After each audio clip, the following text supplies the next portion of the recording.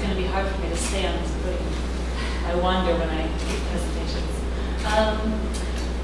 Right now we're going to go over a couple of key terms and concepts that are used in the IUCN criteria. And some of you may be familiar with some of these.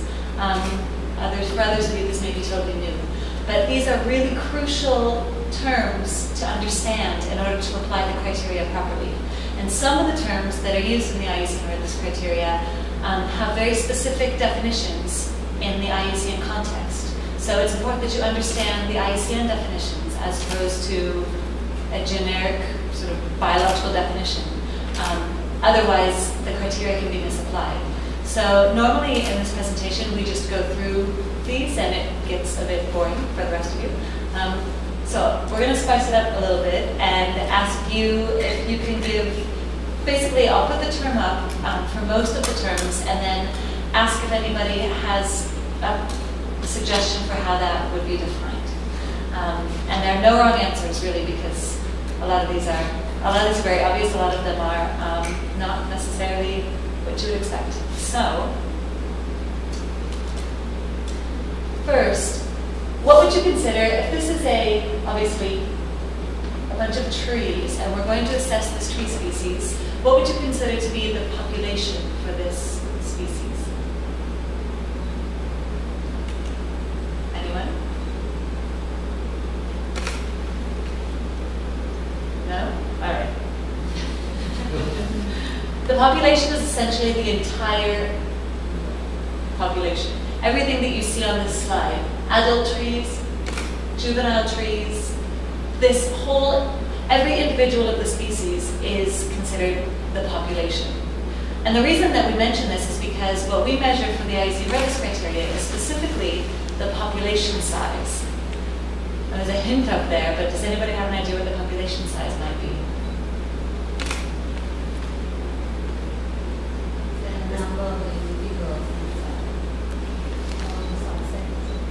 The number of the individuals. Yes, and the one that's only the mature one. Yes, yes. So do you know what a mature individual is? Well, the one that can already reproduce and Yes. Yes. Exactly, that's correct. So what we measure for the Red List criteria is not the number of individuals found at any age structure. We measure the mature individuals only. And mature individuals are those individuals that are capable of reproduction. So it's not necessarily all of the adults. This is a bit simplified because we've circled all the big trees as opposed to all the small trees. But it isn't any individual that's capable of reproducing. If you have a species where you have individuals that go senescent or stop reproducing after a certain time period, you would not count those as part of your population size. If you have a species where you may have dominant breeders, lions for example, you may only have one or a couple of males that are the main breeding individuals in the population, but there are other males that are capable of breeding were something to happen to the dominant males. You would count those in the population size. And there's a document called we call it the user guidelines. It's the guidelines for using the IUCN Red List categories and criteria. And this is kind of like the Red List Bible. Caroline mentioned this earlier. It goes into a lot of detail about how you would define these terms and definitions. Because for some things it's quite obvious, but for other things, how to distinguish individuals for species that live in colonies, for example, it can be quite difficult. So, how about subpopulations? People are nodding. Want to give it a shot? Because it could be 3 or 4 here. Not sure. Yeah. Well, we consider this. Oh. I was changing the animations around about 2 o'clock last night, so I seem to have lost my little arrow. There should be an arrow there indicating that there's genetic exchange between these 2 separate populations or subpopulations. So here we have 3 subpopulations. A subpopulation is any group of individuals. Basically, what distinguishes one subpopulation from the others, there's very little genetic exchange between these 2 subpopulations. And that's generally defined as less than 1 gamete or propagule per year. it's often quite difficult to measure that. So whatever makes sense for the species that you are assessing, you would use to define the subpopulations. For the population size, some of the species we don't really know when they stop reproducing. So sometimes we just make assuming that the one that got old enough is still in the same mature. Is that all right? It's really going to depend. Determining mature individuals it depends on the species that you're assessing. If you don't know the life history of the species very well, you just have to use the information that you have available. You can also use information for similar species, perhaps different species in the same genus. And so if you do have better data for species that might be found in zoos, or there may be a more common species that's more well studied, you can use that data to apply to your own species in the absence of data for your species. So basically, what's important is in the documentation when you're recording the information for your red list assessment to just write down any time you've done that, any time you've used data for other species, or any time there's a lot of uncertainty in the numbers that you use. That way, at least it's recorded, and the next time we go to assess the species, if there's more information available, then we can see what was done before, and we can compare that to what's been done later.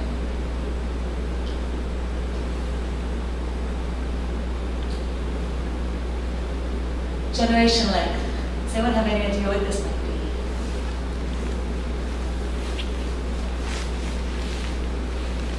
I think we need a coffee break now. All right.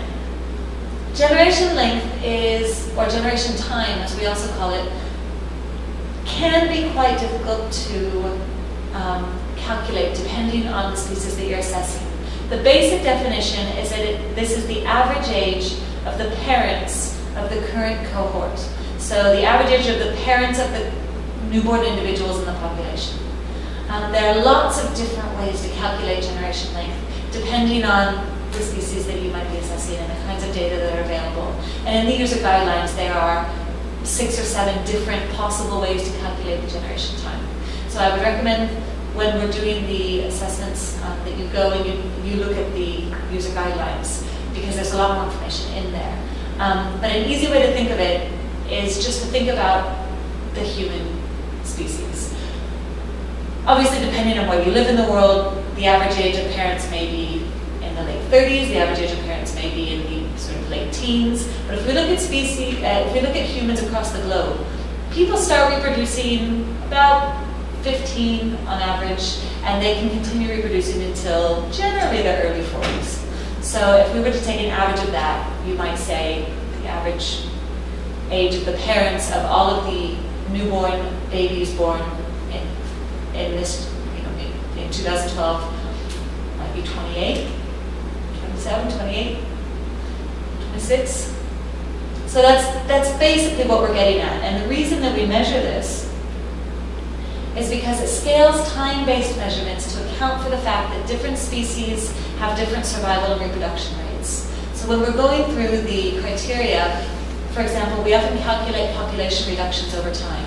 And if we were to put a set time limit over which we calculated that population decline, that would be it would mean a very different thing to a dragonfly, for example, than it would to an elephant. So if we just said we're calculating population declines over 10 years, for a small, rapidly reproducing invertebrate, that might be a very long time. But for some of the larger species that might have generation times of hundreds or thousands of years, you wouldn't see a difference in such a short time period. So the generation time scales these measurements to make sense with the life history of the species. And it reflects the turnover rate of the breeders in the population. It's the same thing as when we talk about generations, generation X, generation Y. It's that basic idea. It's important to always use the natural generation length. In some species, for example, some marine fish, as you start fishing the species and as the populations get smaller, they may start breeding at an earlier age in order to catch up and build their populations up again. We would always want to use the natural generation length, not a generation length that's been influenced by external pressures. And again, there's really a lot more information in the user guidelines for how to calculate this. Oops. I gave it away a bit in the last slide, but does anybody want to identify what a reduction might be.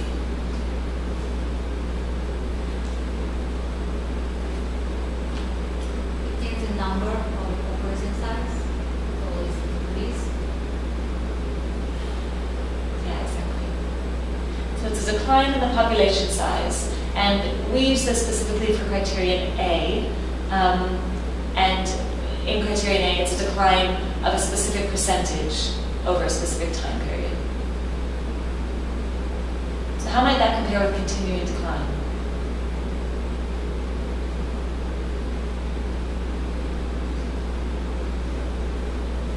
Continuing decline be over a longer.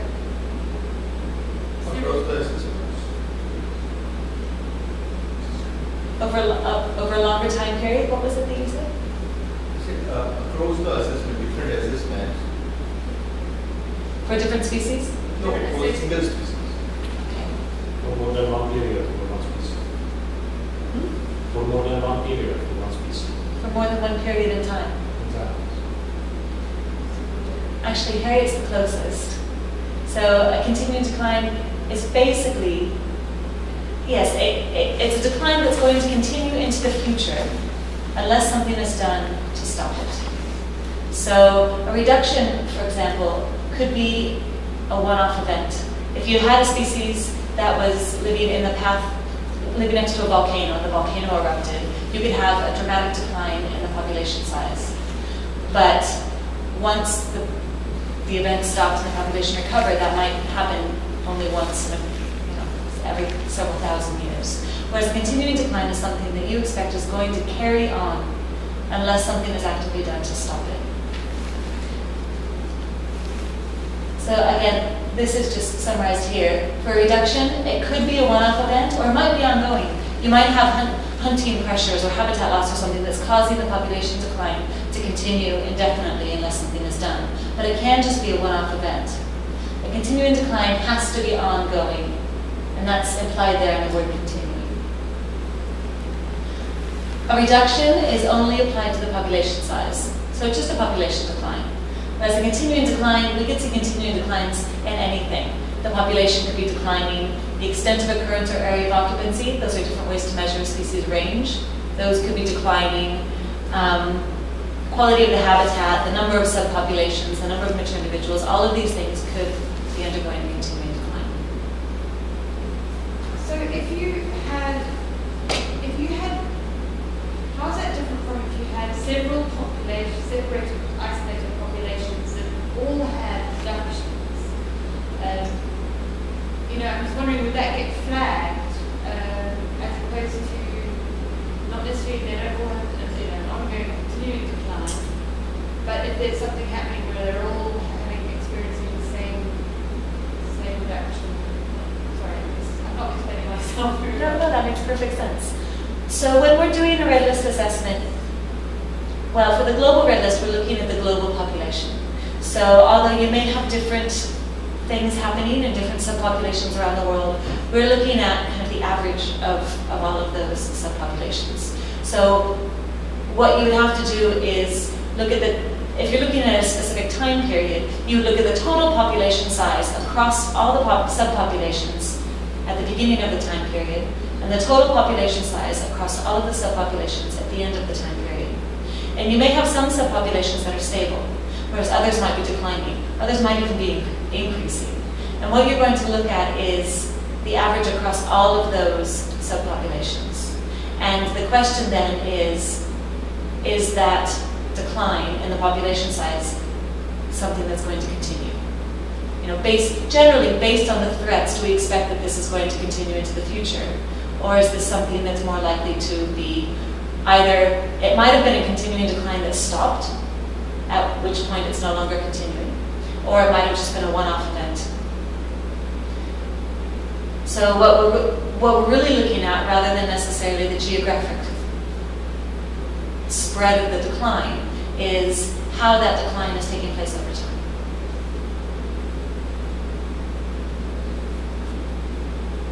Okay, so sorry, I'm just trying to understand. So but if you had quite a widespread dramatic reduction across several populations, and it wasn't going to carry on, but there was also no chance of if there was something that was preventing these populations from re-establishing, then that would raise flags as well, even though there wasn't a we weren't projecting them to necessarily drop in the future, except perhaps from catastrophic events.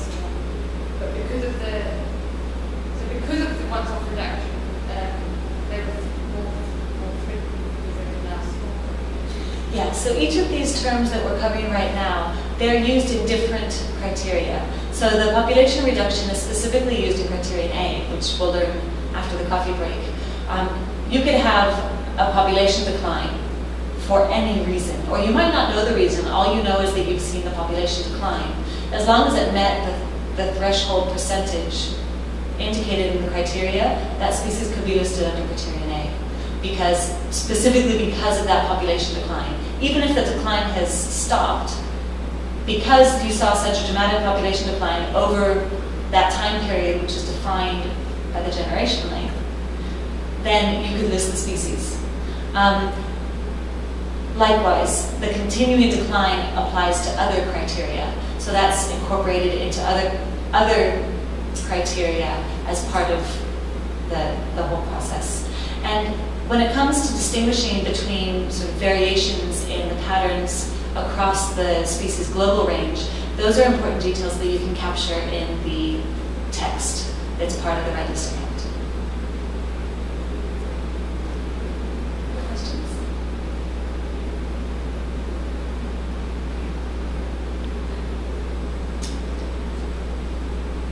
So for extreme fluctuations, I'm just going to go over this one because it's not always a very intuitive definition. Extreme fluctuations take place when there is a wide, rapid, and frequent variation in the population size or in the distribution area. And the key here is that it's typically a 10-fold increase or decrease. So in this example, we have larvae and adult butterflies from year to year. And what we're looking at is the number of mature individuals. We're looking at the population size. So we're actually looking at the change in the number of adult butterflies over time. And here you can see that the numbers are, in fact, indicating a 10-fold increase or decrease. So there's more than one order of magnitude between the population size at this time period and the population size at this time period. And these would indicate real changes in the population size. So, for example, if we had, in this case, you're actually seeing changes in the number of mature individuals over time. But if we had a species that went dormant, say, you might see a lot of adults. This is true for killifish. It's true for for lots of freshwater invertebrates. At some time in the year, you see a lot of adults, and they're out and they're breeding. And then all of the adults die off, and you end up with eggs that are in the mud or in dried up ponds. You don't see any adults at that time period, but as soon as the rainy season comes again, the ponds fill up, the eggs hatch, and then you end up with another population of adult mature individuals that can breed. So you're seeing fluctuations in the visible number of mature individuals over time, but it's not a real change in the population size because you're just looking at a change in the life stage that the species is in at any given time. Whereas in this case, at this point something may have happened. If you had, say you had those freshwater invertebrates again, if the pond dried up and then there was a drought and the rains didn't come in time, and a lot of those eggs died off. Then when it did start raining, you saw a much smaller number of mature individuals because a lot of the eggs didn't survive that extended drought period. That could be an extreme fluctuation if there was at least a 10-fold increase or decrease, in this case, in the population size. So again, this is just an example of the natural seasonal fluctuations. Here there are lots of mature individuals, here there are none. But it's because this is a natural cyclical pattern over time.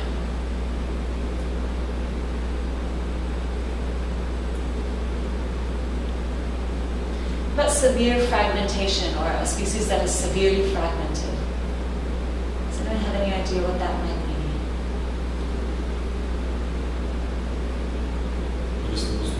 Distance between species are so huge that there is a risk of extinction or high risk of extinction.